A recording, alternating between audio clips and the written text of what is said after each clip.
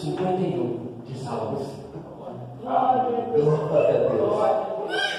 Vamos fazer menção até no versículo de número 6. Glória ao Senhor.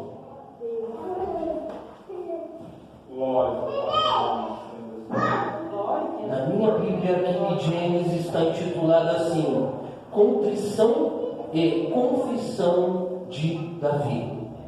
Aleluia. Vamos fazer menção. Tende piedade de mim, ó Deus, segundo a tua misericórdia, conforme a tua grande clemência, apaga minhas transgressões. Lava-me de toda a minha culpa e purifica o meu pecado, pois no meu íntimo reconheço as minhas transgressões e trago sempre presente o horror do meu pecado. Pequei contra ti somente, e pratiquei o mal que tanto reprovas. Portanto, justa é a tua sentença. É incontável ao julgar-me condenado. Reconheço que sou pecador. Desde o meu nascimento, sim, desde que concebeu a minha mãe. Sei que tu queres estabelecer a verdade no meu interior e no meu coração. Ministras a tua sabedoria.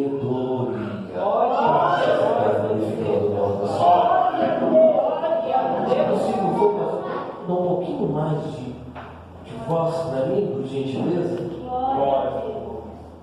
Glória a Deus. Mas pastor, por que Deus te levou a trazer um arrependimento, uma confissão de arrependimento de algo que Davi veio a cometer? Porque no meu início do caminhar na fé, quando ainda estava lá no cárcere, porque eu fui ganho para Jesus no cárcere, sim, pastor não nasceu no berço evangélico, não nasceu com família cristã, evangélica. E quando eu estava no cárcere e comecei a aprender da palavra de Deus, a primeira coisa que eu me questionei: como pode ser apagado os meus pecados, as minhas transgressões, os horrores de coisa que eu fiz quando eu estava no mundo? Quando eu traficava, quando eu roubava, quando eu usava droga, quando eu me prostituía, quando até cheguei a tirar a vida de outra pessoa. Eu falei, mas como eu, essa pessoa, posso ser aceito por Deus? Glória a Deus. Deus não aceita o que nós fazemos. A única coisa que Ele aceita que nós retribuímos a Ele é a nossa gratidão pelo favor merecido. Por isso nós estamos aqui. A nossa adoração, não um adorador, mas a adoração Glória a que temos junto a Ele. Deus. Então eu me deparo, quando estava lendo a Bíblia, com o primeiro rei do povo eleito e escolhido para ser tirado, o Mashiach, o Messias, o Filho de Deus, encarnado na terra. Glória a Deus. Então eu comecei a ler e comecei a ouvir a história de Saul. Um homem que começou certo, mas teve um fim trágico. Glória a Deus. Me deparei com a vida do rei Davi, um homem que foi eleito segundo o coração de Deus. Isso não foi título dado pelo homem, foi o próprio Deus que disse: vou escolher um homem segundo o meu coração. Glória a Deus. Aleluia. Que começou bem, mas também teve o seu erro. Mas no primeiro, no rei Saul, vemos que ele perde o direito da governabilidade de seus filhos ao povo de Israel. Mas vemos o segundo, o rei Davi, assim não perder. Então eu falei, peraí, aí tem uma chave, aí tem algo especial, tem alguma coisa que pode mudar a minha vida, Glória a Deus. tem alguma coisa que pode mudar a minha história aí. Quero entender o que está acontecendo. Vamos ver se há diferença entre os pecados. Vamos ver o que está realmente acontecendo. Então eu comecei a analisar a Bíblia e comecei a ver que o primeiro erro, o primeiro pecado de Saul foi lá em 1 Samuel 13. Quando o profeta Samuel disse: olha, espera 7 dias, que eu venho ter contigo, vamos fazer um holocausto em agradecimento já a vitória da batalha, que ainda vamos batalhar, e Deus vai te dar a vitória. Glória a Deus. Porém, a demora começou, os soldados começaram a olhar, começaram a temer. Se o profeta não veio, se o homem de Deus não chegou aqui, é porque Deus não vai nos dar a vitória. Glória a Deus. Estavam condicionando ao homem a vitória que vem de Deus. Glória a Deus. A vitória não vem do homem. O homem é instrumento. A vitória vem de Deus. Então ele vê que começa a sentir no seu coração: eu estou perdendo meus soldados, estou perdendo as pessoas, e como que eu vou fazer? Como eu vou fazer? Acho que ele não se recordou lá dos Juízes, onde Gideão levantou uma massa de 32 mil soldados, mas no fim ele só foi para a batalha de 300, e Deus deu vitória. Então ele fez o quê? Foi querer ele fazer o sacrifício a Deus, sendo que ele não foi levantado, ungido para ser sacerdote. Ele foi levantado para governar o povo. Aí está o primeiro erro de Saul. O segundo erro de Saul é uma desobediência direta daquilo que Deus mandou fazer. Deus falou: você vai batalhar contra os amalequitas, você vai obter vitória, porque eu vou te dar vitória, mas de lá você não vai trazer nada, de lá você vai acabar com tudo, não vai trazer sequer uma ovelha, não vai trazer sequer um escravo, não vai trazer nada. E o que acontece? Ele vai à batalha, ele traz Agar, que é o rei amalequita, como se não bastasse tudo que havia de melhor no gado, nas ovelhas, naquilo que aquele povo tinha, ele trouxe também. Então desobedece. Onde está isso, pastor? 1 Samuel 15. Em 1 Samuel 15, 20 também tem mais um erro. Qual é, pastor? Autoidolatria. Isso pode acontecer. Em vez dele adorar a Deus, ele mandou fazer um monumento a ele no Monte Carmelo. E quando o profeta foi perguntar onde está Saul, Saul está se envenenando lá onde ele mandou fazer. Olha só, 3 erros. Mas e Davi, pastor? O que aconteceu com Davi? Davi, a Bíblia vai nos dizer, quando era guerra, na primavera, que ele poderia estar a batalhar, que ele deveria estar à frente do exército do povo de Deus, como líder, governante. Ele preferiu ficar no seu palácio.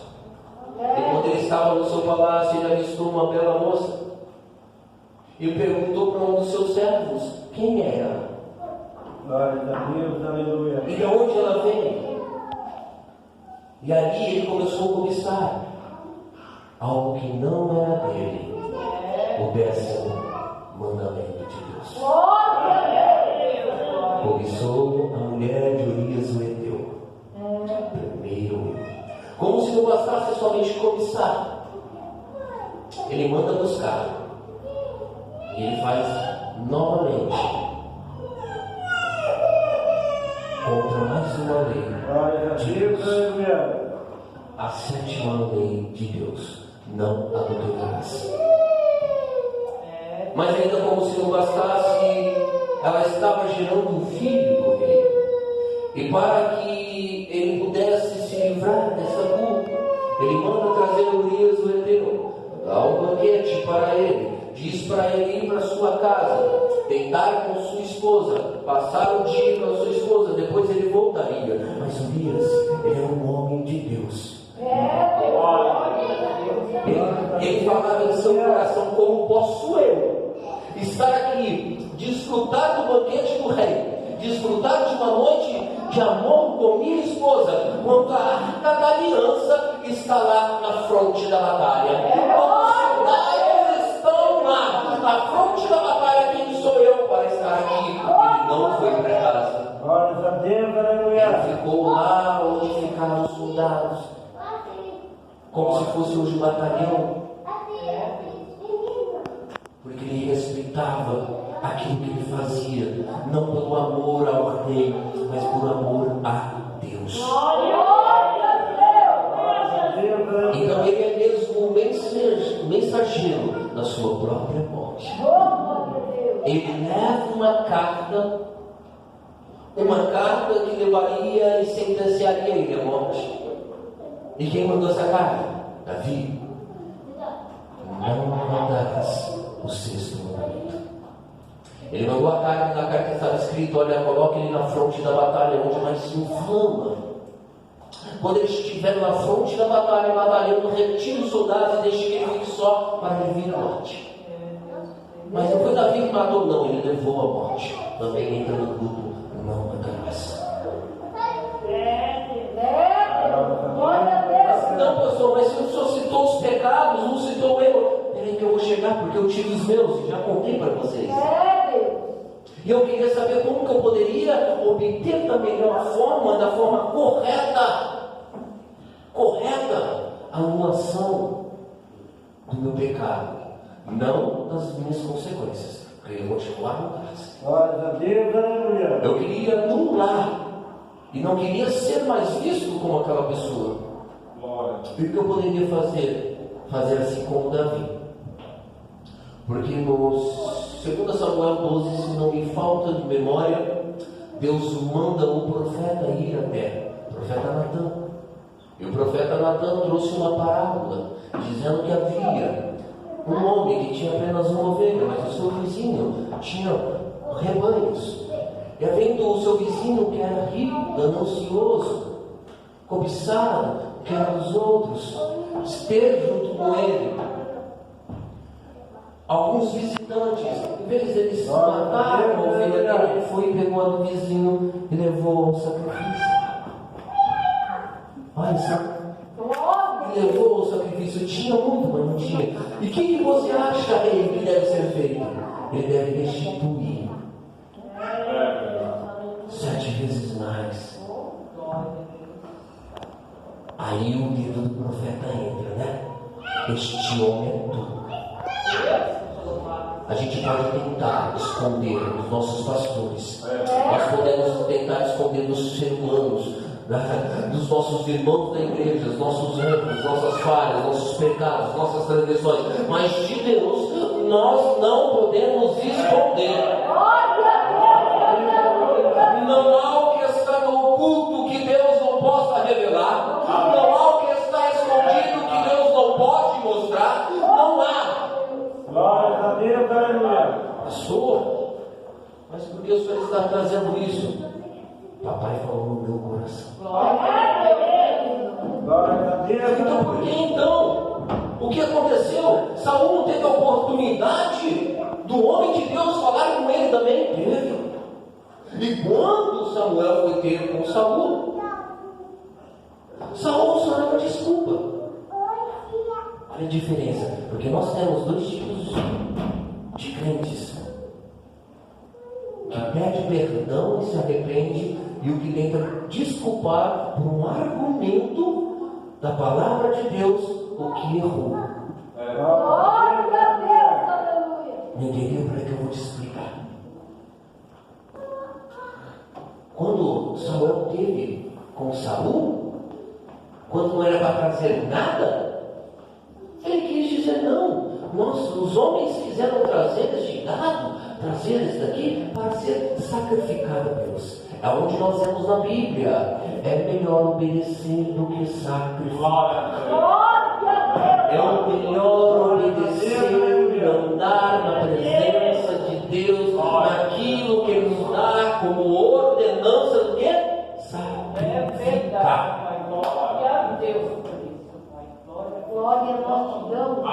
Ele sempre tinha uma desculpa. Mas Davi não. Ele tentou Aleluia. dos homens. Mas Deus viu, mandou Natan repreender. E no mesmo momento ele escreve esse salmo de número 51. Arrependido da atitude que teve. Glória a Deus, Nós aleluia. podemos até errar porque somos falhos, errantes. É por isso que ele diz: desde quando eu saí do ventre da minha mãe, eu sou um pecador. Porque nós somos gerados pelo pecado. Pecado, sim, desde o pecado primordial, desobediência. O pecado está entrando em nós. Por isso nós jejuamos, para matar a carne e vivificar o Espírito de Deus. Então ele, arrependido de tudo que ele fez, ele escreve o Salmo de número 51. E o que me chama a atenção, que ele é um homem, por mais que ele errou, assim como nós também erramos, muitas das vezes, ele escreveu algo fora do seu tempo. Está no versículo de número 17. Verdadeiro é aceitável sacrifício ao Eterno é o coração contrito, um coração quebrantado e arrependido jamais será desprezado por Deus. Glória a Deus. Mas eu não entendi, entendeu? Ele já estava falando do sacrifício que ia ser feito na cruz do madeiro. Ele já estava falando do sangue derramado na cruz do madeiro, a remissão do meu e do seu pecado. Ele já estava vendo lá na frente: não vai ter mais holocausto, não vai ter mais sacrifício anual, expiação, para que seja purificado os pecados. Mas quando nós temos o nosso coração aquebrantado na presença de Deus, o sangue desce do céu e nós seremos lavados e remidos.